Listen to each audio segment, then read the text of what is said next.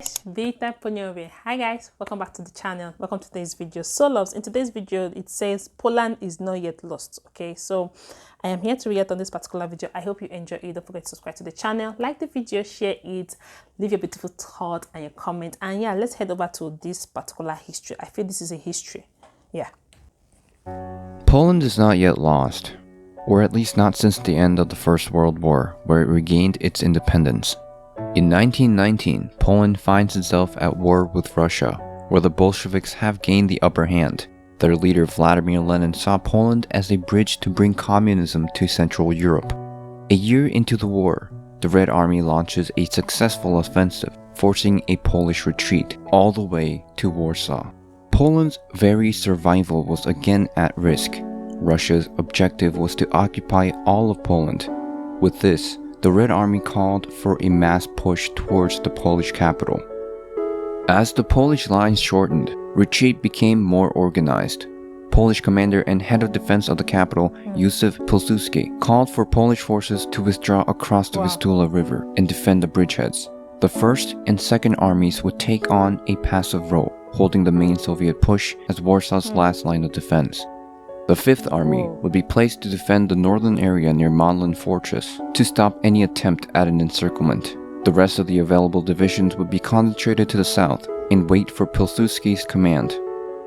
August 12th, the attack came led by Mikhail Tukhachevsky, sending in the Soviet 16th Army against the Polish First Army, guarding Warsaw, while the Soviet 3rd, 4th, and 15th Armies pushed into the northwestern front.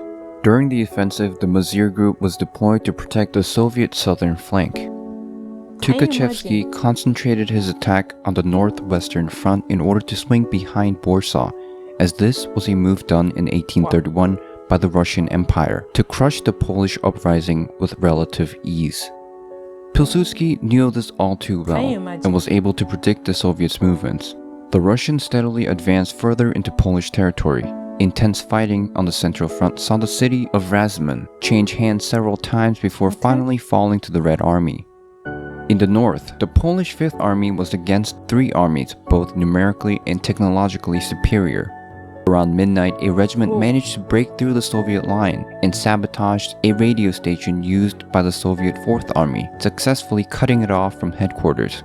The Fourth Army continued its march west, unaware of Tukhachevsky's order to turn south. The Polish Fifth Army counterattacked on August 14th against the Soviet 3rd and 15th Army, pushing back Soviet units away from Warsaw. The mindset of military leaders differ on the two sides. The Polish were fighting for their survival, so naturally their morale was much higher than the Soviet troops. Their only objective was to... This is another eye-opener, okay, about this war. Like, nobody loves war, okay? Like, nobody loves war at all. Like, see the way I love the way he explained it. Oh, gosh, this was something. Like, the zeal of Polish people, they fight for freedom. Like, they don't beg for it, they fight for it. That's what always drives me more and more closer to discover more about this unique country, okay? Wow. Save their country. Pilsudski even handed in a letter of resignation from all state functions so he could concentrate on the war effort. This way, even in the event of his death, his absence would not paralyze the state. The Soviet military, on the other hand, were disunited without a common goal. Tukhachevsky and Yegorov of the 12th Army disagreed on overall strategy of the war. This, paired with Stalin's political maneuvering, meant the 12th Army would not participate in Tukhachevsky's offensive.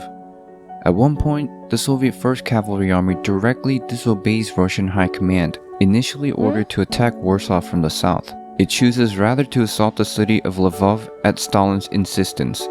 Pilsudski begins his counteroffensive on August 16th and commands the southern divisions to begin its march north against the small Mazir Group. His divisions defeat the Mazir Group on the first day and cuts off communication and supply lines of the Soviet 16th Army. Seeing the left flank now exposed, Tukhachevsky quickly issues the order to retreat and regroup, but his orders never make it. The northern Soviet divisions continue their march west, now cut off by the Polish Fifth Army. In the center, the cut-off 16th Army retreats, and the trapped Fourth Army flees into East Prussia, where the entire army is interned and disarmed.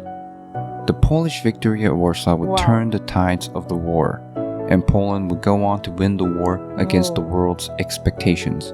In March of 1921, the eastern borders were established, and Poland, at least for a little while, was not yet lost. So beautiful to watch. I literally enjoy it. Let me know your thoughts in the comment section. Okay, like wow, that was how Polish people were able to defeat the Germans or the Soviet or whatever they are called. I enjoyed this. Let me know your thoughts in the comment section. I love the way he explained it so well. Okay, like it gave me a clearer picture of what actually happened in Warsaw. All right, I'll see you guys in my next one. Bye, guys.